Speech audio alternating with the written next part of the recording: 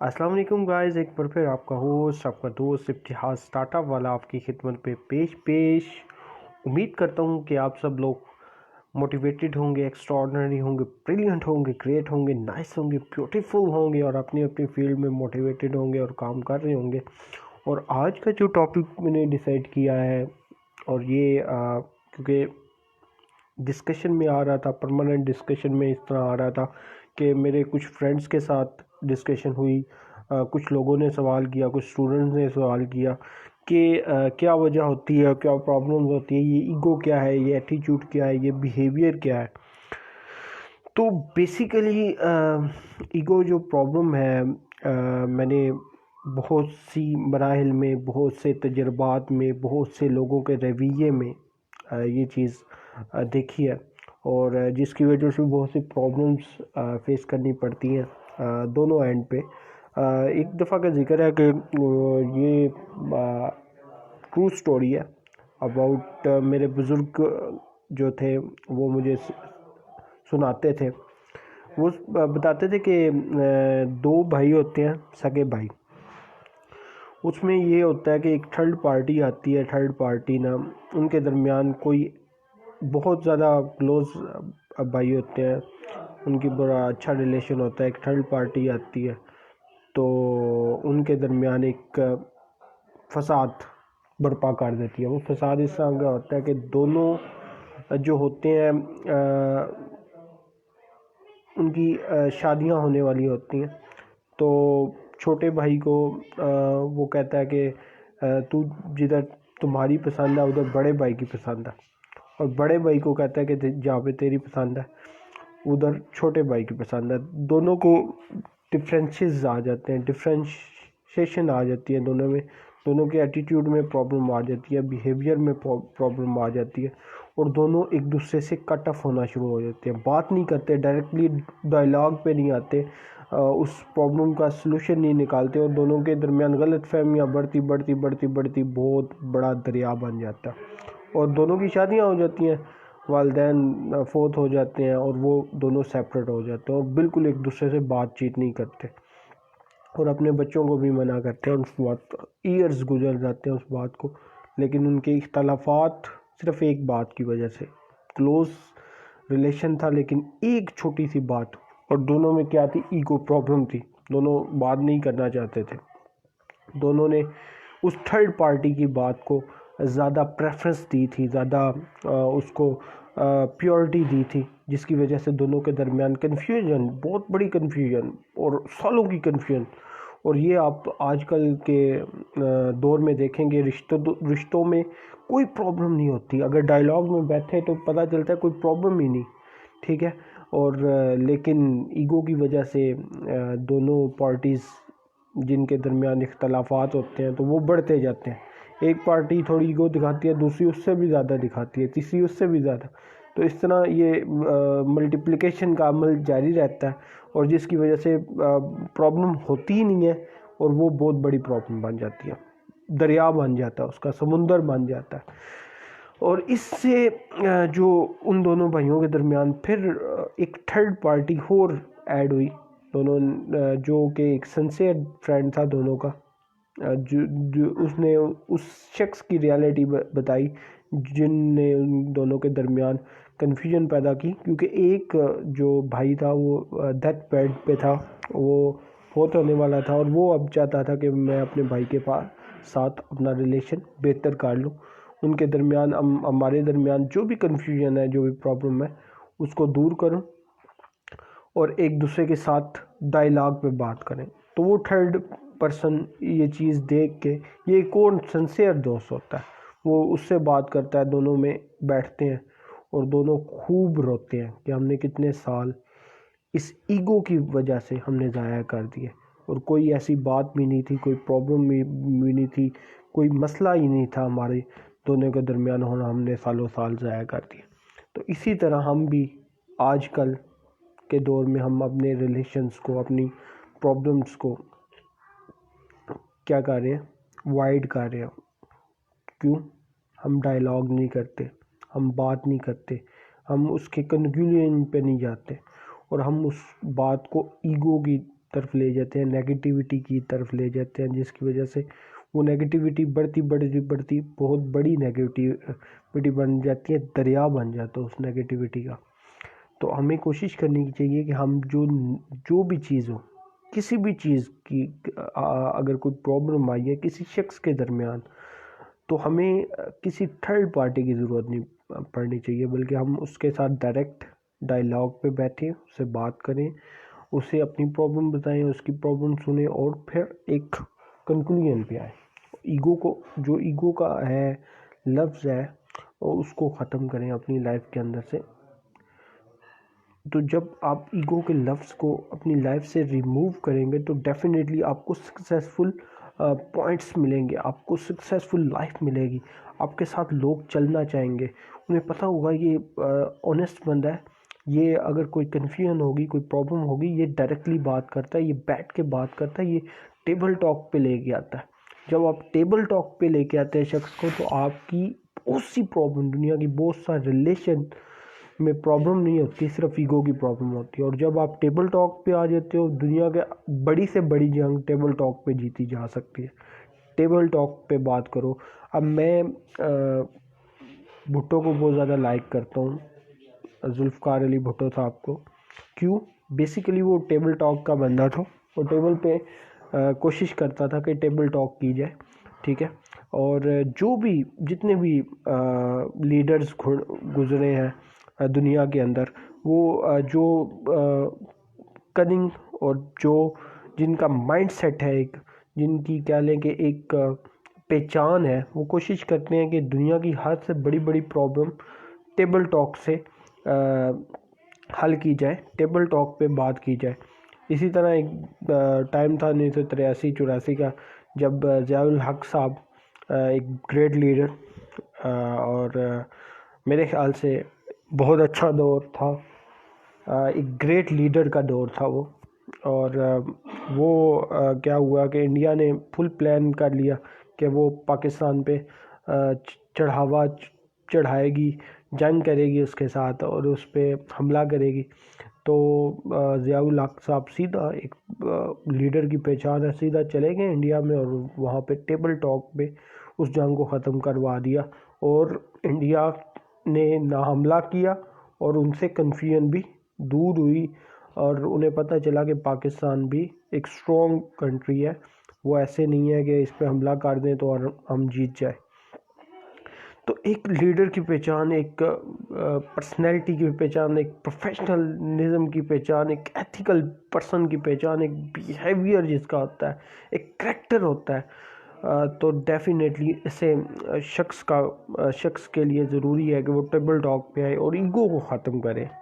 ہم دنیا کی سب سے بڑی جنگ، جو ایٹم بم پھینکا گیا تھا ناگاساکی، ٹھیک ہے، ناگاساکی کے اوپر، اور یہ صرف وجہ کیا بنی تھی؟ ایٹمی جنگ، اور بہت سی عوام اس کے شکار ہوئی تھی ایگو کی وجہ سے۔ صرف ایگو ہوتی ہے، اور یہ دنیا کی بڑی بڑی جنگیں ہو جاتی ہیں۔ کچھ شخصیات کی ایگو ہوتی ہے، کچھ شخصیات کی ایٹیٹیوڈ کا پرابلم ہوتا ہے، اور وہ بڑی بڑی جنگوں میں کنورٹ ہو جاتا ہے، بڑے بڑے کنفیوژ میں کنورٹ ہو جاتا ہے، بڑے بڑے آئیڈیالوجیز میں کنورٹ ہو جاتا ہے۔ کچھ شخصیات کی ایگو پازیٹیو ہوتی ہے، کچھ نیگیٹیو ہوتی ہے، وہ کچھ پازیٹیو امپیکٹ لے کے آتی ہے اور بہت بڑا پازیٹیو امپیکٹ لے کے آتی ہے، اور کچھ بہت زیادہ نیگیٹیو امپیکٹ لے کے آتی ہے، جیسے جنگ عظیم سیکنڈ ورلڈ وار کا میں نے ذکر کیا، جس میں ناگاساکی پہ ایٹمی بم گرایا گیا، اور اس سے دیکھیں کتنی پرابلمز ہوئی، ایگو پرابلم تھی۔ اور کچھ ایگو پرابلمز پازیٹیو ہوتی ہیں، اور ان کا کوئی رزلٹ ہوتا ہے، وہ کیا کہیں گے، سچائی پہ ہوتے ہیں، وہ ٹروتھ پہ ہوتے ہیں۔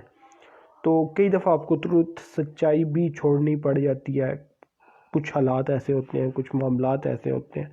تو یہ دنیا ایسی ہے، آپ کو اس کے ساتھ فائٹ بیک کرنی پڑے گی، اس کے ساتھ لڑنا پڑے گا، اور اپنی ایگو کے ساتھ بھی لڑنا پڑے گا۔ ایگو بیسیکلی نفس ہے، انسانی خواہشات، نفس، یہ ساری ایگو ہے، ٹھیک ہے۔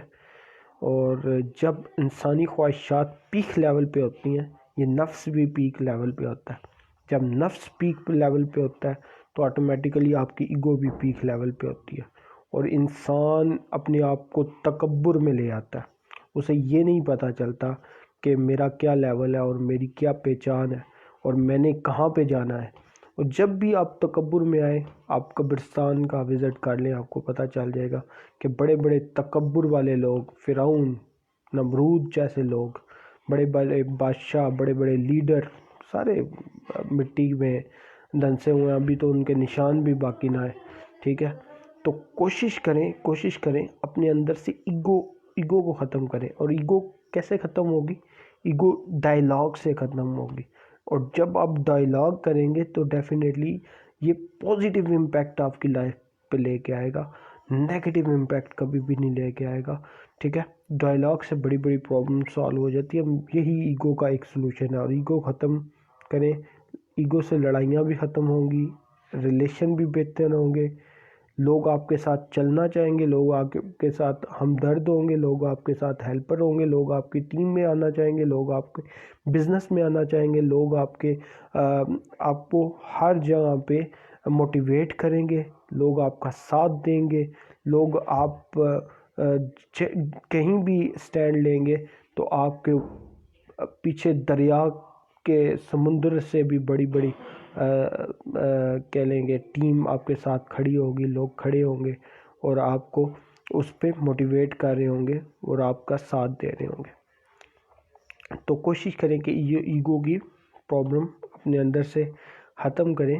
اور جب ایگو کی پرابلم ختم ہوگی تو آٹومیٹیکلی ہر چیز بہتری کی طرف جائے گی اور لوگوں کے ساتھ ریلیشن بہتر ہوں گے. جب ریلیشن بہتر ہوں گے تو لوگ آپ کو ہیلپ کریں گے. ہر فیلڈ کے لوگوں کے ساتھ ریلیشن میں آپ اپنی ایگو کو سائڈ پہ رکھیں. ہر فیلڈ کے لوگوں کے ساتھ، بے شک وہ چپڑاسی ہو، نائب قاصد ہو، سویپر ہو، ہر شخص کے ساتھ آپ ایگو نہ بتائیں، اپنا تکبر نہ دکھائیں. تو دیکھیں آپ کو کیسے رنگ لگتے ہیں، آپ کا کریکٹر کیسے بلڈ ہوتا ہے، آپ کے ایتھکس کیسے آتے ہیں، آپ کے اندر بیہیویئر کیسے بلڈ ہوتا ہے، آپ کے اندر پرسنالٹی کیسے آتی ہے، آپ ایک شخص کے طور پہ، ایک پرسنالٹی کے طور پہ آپ کیسے سامنے آتے ہیں. اور آج کل کی یوتھ میں اللہ معاف کرے، سوری ٹو سے میں کہہ رہا ہوں کہ یہ اٹس ریئلٹی، بہت زیادہ ایگو آ گیا. ٹھیک ہے، اب اس ایگو کو ان کو ختم کرنا پڑے گا. یہ کیوں؟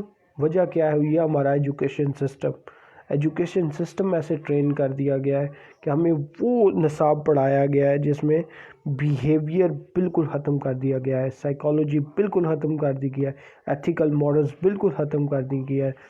یہ بالکل ہم ایک روبوٹس ٹائپ بنا رہے ہیں، فیلنگ لیس لوگ ہم کریٹ کر رہے ہیں ان فیوچر. تو ان سے ہمیں بچنا پڑے گا، ان کو ہمیں بہتر کرنا پڑے گا. اپنا ایجوکیشن سسٹم، اپنے ٹیچنگ میتھڈ بہتر کرنے کے لیے ہمیں ٹیچرز کو بہتر کرنا پڑے گا. اور سب سے پہلا ٹیچر کسی بھی یوتھ میں، سب سے پہلا ٹیچر جو ہے کسی بچے کا، وہ اس کے والدین ہے. اور سب سے پہلا ٹیچر اس کی ماں ہے، اس کے بعد اس کا والد ہے، اور اس کے بعد ارد گرد جتنے بھی لوگ ہیں، اس کے بہن بھائی، اس کے رشتہ دار. کیونکہ پہلے 2-3 سال اس نے ان میں سپینڈ کرنے ہیں. اس کے بعد وہ اسکول میں آتا ہے.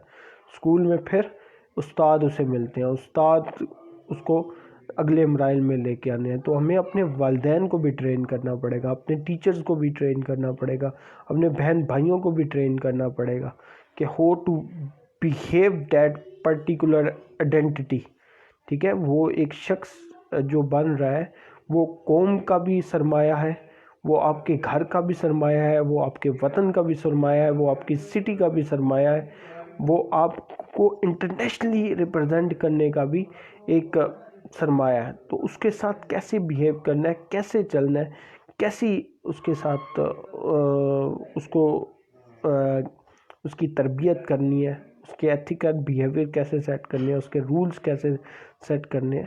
تو یہ بہت سی چیزوں پہ ہمیں فوکس کرنا پڑے گا، ہمیں چیزیں دیکھنی پڑیں گی. جب ہم یہ چیزیں بہتر کرتے جائیں گے، آٹومیٹیکلی ہماری گروتھ ہر طرح سے، ہماری ایز اے معاشرے میں گروتھ ہوگی، ہمارے بزنسز بہتر ہوں گے، ہمارے ادارے بہتر ہوں گے، ہماری آرگنائزیشن بہتر ہوں گی. سب سے پہلے انڈیویجول پر ہمیں فوکس کرنا پڑے گا.